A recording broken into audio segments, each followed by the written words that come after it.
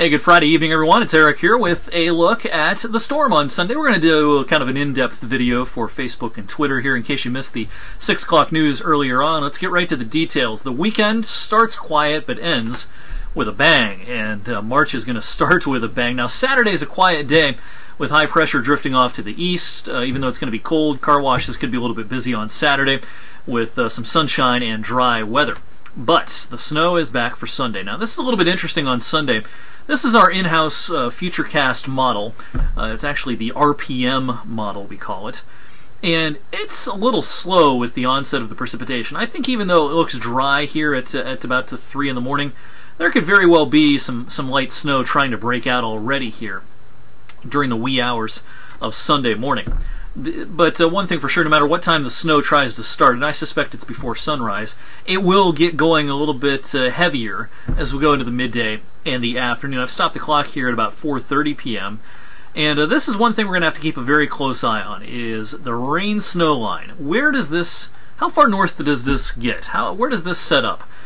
Different models have different ideas on this. Part of our jobs as meteorologists is to look at all the information and come up with a forecast. If we were just going to give you just a straight computer model forecast, well, you can look at your phone for that. What we do is add value by trying to interpret the different models, understand their strengths and weaknesses, go on, use past experience, similar situations to come up with the most accurate forecast possible. I suspect that our Futurecast model here is too far north with the rain by some margin. Late in the day on Sunday. I could see the rain getting up to about Route 30, kind of like this. Not sure if it gets to 224, and actually if I go forward a frame here, Futurecast, I skipped past it, but Futurecast, this particular model actually brings the rain all the way up into Trumbull and Mercer counties. Now, I'm not saying that's not going to happen. I just think the odds are kind of low at this point of that happening. So it's something we'll have to keep a close eye on with this storm. Where does the rain go? Does it get far enough north? And wherever it rains, late Sunday into Sunday evening, snowfall amounts are going to be lower in those spots. By Monday, we're in better shape as the storm pulls away. Here's what we're thinking at this point for snowfall accumulations. Overall, the lollipop will be out in the higher elevations of west central PA. Someone might even get more than 8 inches out there, 9, 10, 11. Pretty solid band here of 4 to 6 across the northern tier of Ohio. Then there's going to be kind of a tight gradient in between the higher amounts and very little. And it may be kind of between Route 30 and Interstate 70.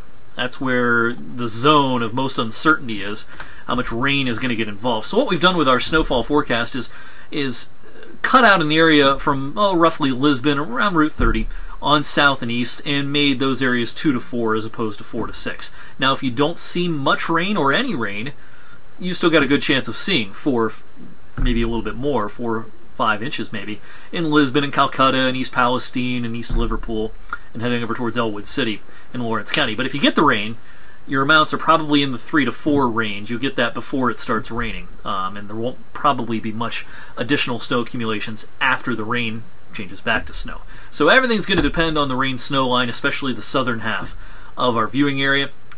Keep checking the forecast often. We're going to keep you updated. As this storm evolves and starts to show its hand a little bit, we'll have a better sense as to where that rain-snow line is going to set up. It's interesting, our Futurecast model, because it has the rain getting so far to the north, unfortunately I can't back that up, it actually produces, on the order of 2 to 4 inches generally from about here on north, and almost nothing down here because of the rain. Now again, I think that's kind of an extreme solution at this point. I don't buy it, but I can't totally take it off the table. So lots of things for us to keep an eye on. Alright, big time impacts for roads and travel, certainly Sunday. Worst road conditions probably in the afternoon into the evening, because this will linger into Sunday night. School closing, school adjustments, a possibility for Monday morning. I'm not in the business of predicting school adjustments, but I could see that being a possibility because some snow will linger into Sunday night.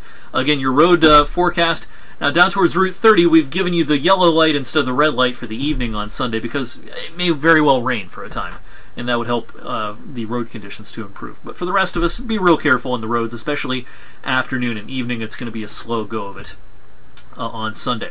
Alright, if you would like a more technical weather discussion, you can always check that out. It's my Weather for Weather Geeks video. It's on ericwfmj.com. That's my weather blog. We also post that video on our weather app, which you can get for your Apple and Android device, and Weather for Weather Geeks also on wfmj.com/weather. All right, I unfortunately, or fortunately, will not be taking much time off this weekend. I'm going to keep you up to date on the latest trends. I'm actually going to be in the studio on WFMJ Weekend today, Sunday morning. In the meantime, check out Andrew DiPaolo's forecast on 21 News at 6 and 11, Saturday evening for the very latest on our storm on Sunday.